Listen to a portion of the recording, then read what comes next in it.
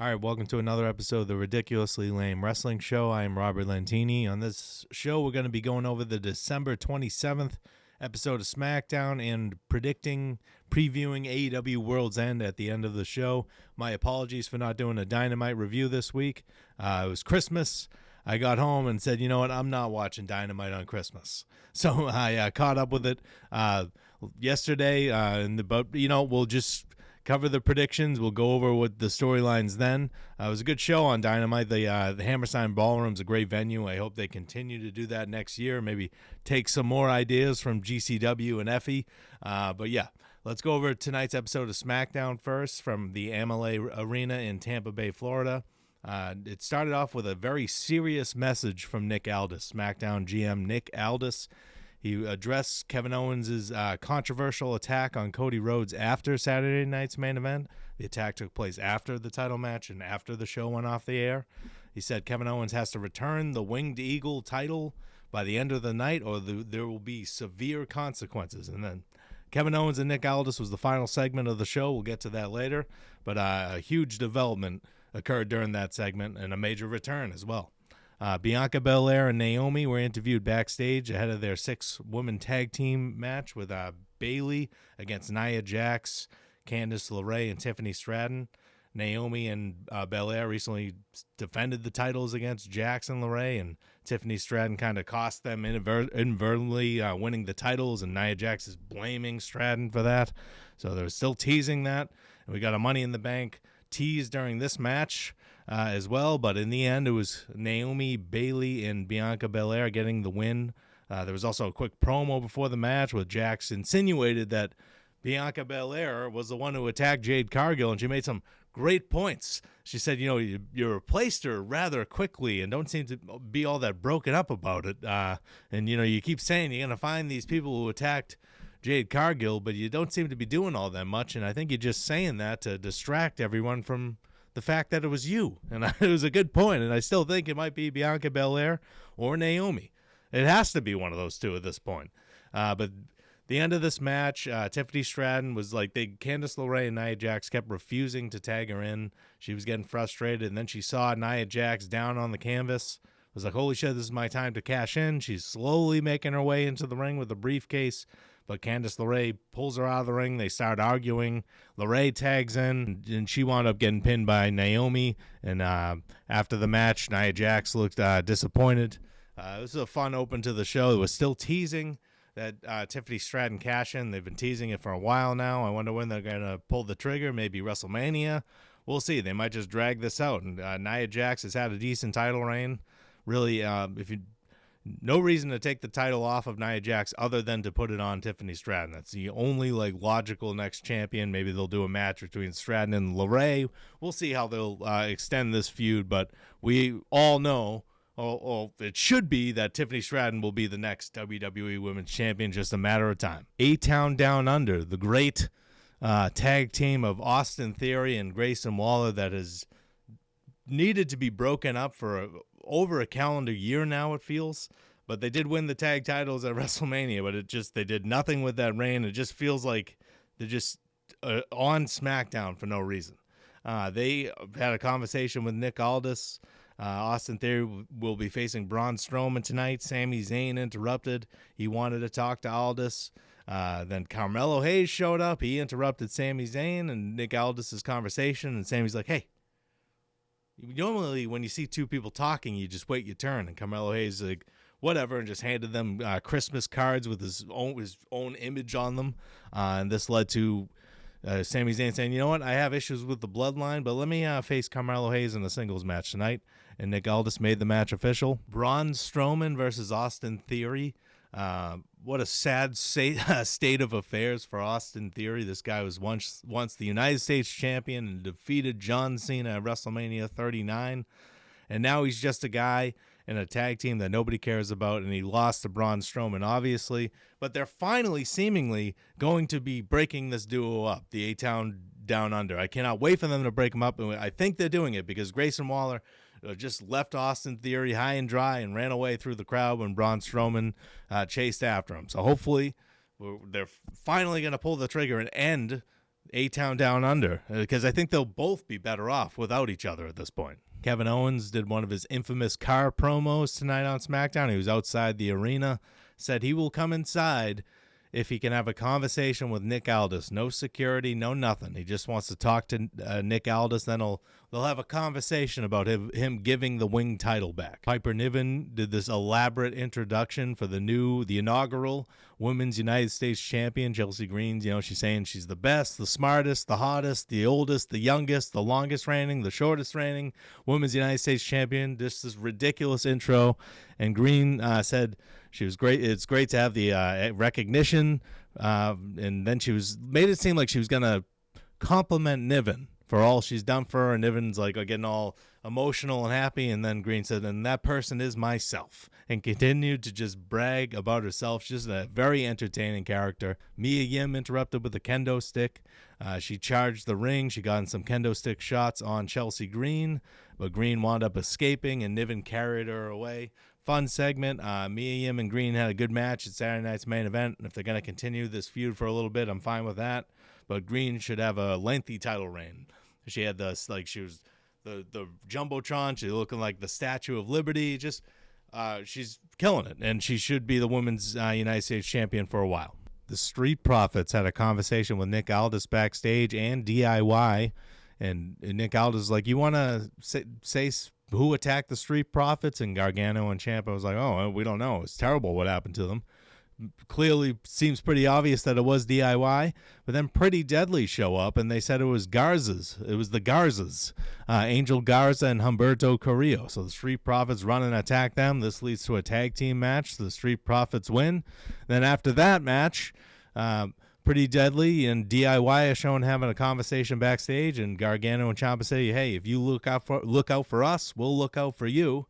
And then Pretty Deadly bumps into the Street Profits. Montez Ford and Angelo Dawkins thank Pretty Deadly for helping them, and they said, yeah, never mention it again, and leave. And then that was an awkward conversation. Then Apollo Crews, of all people, he's involved in the Bloodline storyline. Now he shows up here, and he says, you know what, I saw DIY attack the Street Profits. You guys getting played. And Montez Ford's like, what? So that's the end of that. Motor City Machine Guns are involved too. They want another title shot, but DIY's manipulating everyone backstage, it seems. But seems pretty obvious to me that they were the ones who attacked the Street Profits, and the Street Profits deserve another shot at the titles. Absolutely. We get a vignette for Andrade. He's calling out Shinsuke Nakamura. Said, spare me with your talk about honor. You're just, mind games doesn't scare him, and Nakamura has no respect, and he will expose him in the title match that they are having next week. So next week we get Andrade versus Shinsuke Nakamura for the U.S. title, and then another title match was announced for next week as well. Nia Jax will be defending the WWE Women's Championship against Naomi. So stacked card for next week's show. Carmelo Hayes and Sami Zayn had a great match tonight. Back and forth action. We got a Blue Thunder bomb. Just a great match, but it ended in a screwy finish. Carmelo Hayes left the ring, said, you know what, I'm done. I've had enough. I don't want to do this anymore. So he's just getting himself counted out, but Braun Strowman shows up. He tries to bring Carmelo back to the ring. He runs away. Strowman chases him. The Bloodline, Solo Sikoa, Jacob Fatu, and Tama Tonga show up. They attack Sami Zayn, beat him down for a bit. Braun Strowman then made his way back to the ring, and he got a big pop from the crowd. He battled with the Bloodline. He had a stare down with Jacob Fatu, which was interesting, the reaction that got. So maybe that would be a potential singles match down the road. Strowman got in some offense here, but the numbers game caught up, and the Bloodline took everyone out. Solo Sikoa hitting Samoan spikes on Strowman and Sami Zayn, and then they posed in the ring. And Solo Sikoa shouted, Roman Reigns, I'm coming for you. And at the end of the promo, they will be facing each other in a tribal combat match on the Raw debut episode on Netflix on January 6th. Looking forward to that. I feel like Sami Zayn should transfer to SmackDown along with Jey Uso. Hopefully we'll get that soon. But this is a fun match other than the finish, but they're furthering the Bloodline storyline, and that tribal combat match is going to be awesome next month on Netflix. During this attack, Kevin Owens made his way to the ring with Nick Aldis. So, as they went to a commercial, when they came back, all the security was gone, the Bloodline was gone, and It was just Kevin Owens and Nick Aldis in the ring, and Kevin Owens said, "I will give you back this wing title if you give me what I deserve. Another title match where a referee cannot screw me over." At Saturday night's main event, Kevin Owens hit Cody Rhodes with a stunner, but Charles Robinson was accidentally knocked out of the ring and couldn't go for the cover, so Owens believes he's the rightful champion. He believes he deserves the title. That's why he has the Winged Eagle belt, is walking around with it. Nick Aldis said, "Look, I already told you this isn't a negotiation. If you don't give this title back, you'll never step foot in a WWE ring again." And then Cody Rhodes' music hit, and he delivers this impassioned promo about he does this for his kids, he does this for the fans, he's doing this for Randy Orton. And there is my biggest issue here. Randy Orton has not been seen on WWE television since he was hit with a pile driver from Kevin Owens on the November 8th episode of SmackDown. Kevin Owens hit Cody Rhodes with a pile driver on the December 14th episode of Saturday night's main event. How come Randy Orton hasn't returned yet, and how come Cody Rhodes is already fine? That's weird. It just seems like a logic gap there that I don't really appreciate. It's kind of annoying. Like, we're selling the pile driver with Randy Orton for over a month here. We have no other storyline updates. That's the reason he's off television. Why is Cody Rhodes already back from the pile driver without a neck brace or anything? He's just back, and he's talking, and he's fine. They don't like that. He gets in the ring and suggests that they have a ladder match. And Owens agrees with the suggestion. Nick Aldis doesn't want to do it, but eventually says, at Royal Rumble, you guys will have a ladder match. And both the undisputed WWE title and the Winged Eagle title will be suspended above the ring. Owens tried to shake Cody Rhodes' hand, but Rhodes wasn't having it. And Owens said, okay, fine, and goes to leave, but attacks. He shoves Nick Aldis into Cody Rhodes and then stomps on the back of Cody Rhodes' neck. So at least they're still selling the neck there. And that was it. He posed over them with the title, and then on the entrance ramp, he shouted, "See you at Rumble, bitch," to Cody Rhodes, and that was the final moments on the show. Just don't like how Randy Orton hasn't returned, and then Cody Rhodes, in a fraction of the time is already healthy. That's just doesn't make sense to me. I was hoping this is going to lead to a triple threat match. Maybe Randy Orton has some unknown injury or he just needs some time off, and that's why they're doing this. But I was hoping to see a triple threat match between Owens, Orton, and Rhodes at Royal Rumble. They could still do that at WrestleMania if they're going to drag this out that long. We'll see. But I enjoyed this promo. I just didn't like how Rhodes is already back from the pile driver. Well, where the hell is Randy Orton then? But let's talk about AEW Worlds End, the pay-per-view tomorrow night. All right, it hasn't been the best year for All Elite Wrestling, but their pay-per-views always deliver.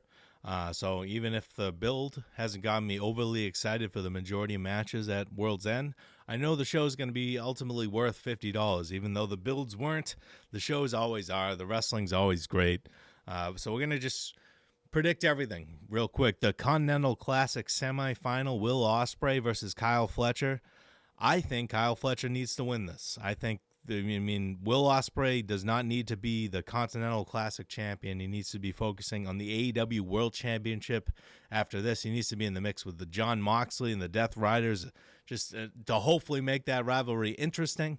But I think Kyle Fletcher is going to get this win. I think it's more important for Fletcher to keep ascending, and I don't think giving Will Ospreay the Continental Classic championship does anything for him, if I'm being honest. Another Continental Classic semifinal match is Okada versus Ricochet. I cannot stand what they've been doing with Ricochet with his ridiculous laugh. Let's throw that in here. Can't stand it. Don't really care about Okada right now. It's hard to. He's barely on Dynamite. He's just a part of the elite. He doesn't feel that important. He's the guy that says bitch. I know he's one of the greatest wrestlers of all time, but he hasn't not been presented that way in AEW. But I don't think they're going to give Ricochet this win. I can't imagine it, but they might. But I'm going with Okada, so the final would be Okada versus Fletcher. Heel versus heel. Probably wrong about that, but that's the way I would do it. International Championship, Konosuke Takeshita versus Powerhouse Hobbs. Really haven't seen much of this build on Dynamite. This should be a great match, though. Powerhouse Hobbs deserves to be champion at some point. I don't know if you take the title off Takeshita now. It seems a little premature. I'm going to go with Takeshita to retain. I don't like the match because I would not put Powerhouse Hobbs in the title match unless you're going to give it to him. But I don't think now's the time. I haven't really seen any of this build on Dynamite. So it doesn't seem like a major feud. AEW Women's World Championship, Tijuana Street Fight, Mariah May versus Thunder Rosa again. The build, Thunder Rosa was seen in the crowd during the last pay-per-view and saying, Mariah May is not my champion with the signs, and I'm sure they've had a much more elaborate build on Collision, but Mariah May should not be losing this title to Thunder Rosa, even if Thunder Rosa's family's in the crowd or whatever. That should not happen. I'm predicting Mariah May to retain and eventually reignite her rivalry with Toni Storm. Dynamite Diamond Ring, MJF versus Adam Cole. This will be a good match, but the storyline has truly been terrible. It's just has not made sense. I don't care about Adam Cole versus MJF, and they've made us wait a long-ass time for a match that a lot of people don't care about. And it's a shame because MJF and Adam Cole are two of the best stars in the company, but Adam Cole cannot find his footing right now since returning from injury, and MJF is stuck in a rivalry with Adam Cole, so he can't find his footing either. So, you know what? MJF always has the stupid Dynamite Diamond Ring. Why not give it to Adam Cole? See if he can do something with it. It's a meaningless match to me, to be honest. It's just a shame that I'm saying that about these two guys and what this feud could have been, but injuries, refusing to just accept the fact that it didn't work out and moving on has hampered this. So I'm just ready for it to be over. But I'm going to pick Adam Cole to win the Dynamite Diamond Ring. TBS Championship, Mercedes Moné versus Chris Statlander. I'd love to see Statlander win the title, but I think if you want to keep Mercedes Moné having this incredible reign as TBS champion, have her claim that she's the greatest TBS champion of all time, she should bring out the best in Statlander and maybe cheat to win and extend the rivalry, or just win clean. But I'm picking Moné to retain. I'm going to be wrong about something because I'm picking too many people to retain. But I would not mind seeing Statlander win, but I just think they're going to keep the title on Moné. And then the AEW World Championship, Jon Moxley versus Jay White versus Hangman Adam Page versus Orange Cassidy. I cannot envision a scenario where they take the title off of Jon Moxley before the Death Riders story has really started.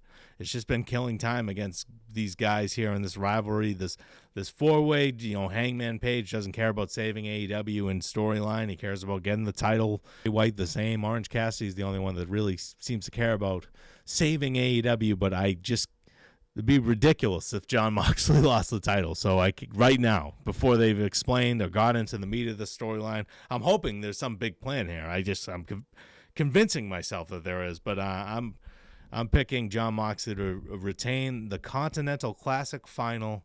I don't know if this will be the main event, but it'll be either Kyle Fletcher or Will Ospreay versus Okada versus Ricochet.